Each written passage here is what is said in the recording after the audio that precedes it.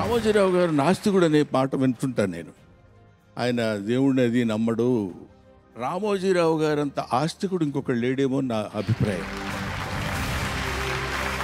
ఎందుకంటున్నానంటే work is worship. పనే దైవం, పనే పూజ. పొద్దున్న లేచిన దగ్గర నుంచి సాయంత్రం పడుకునే వరకు, నిద్రపోయే వరకు ఆయన పనిచేస్తూనే ఉంటాడు.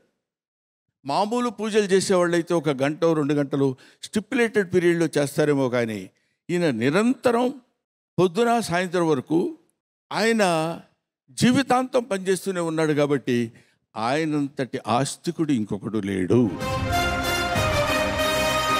ఇన్ని 100 ఎకరాల్లో ఇంత అద్భుతమైనటువంటి రామోజీ ఫిల్మ్ సిటీని ఏర్పరిచి అందరినీ ఆశ్చర్యపరిచే విధంగా చేయడం అనేది నా భూతో నా భవిష్యత్తు. ఇంకెవరి వల్ల అది సాధ్యం కాదు. కొంతమంది మాత్రమే దానికి అర్హులు, కొంతమంది మాత్రమే కారణజన్ములు.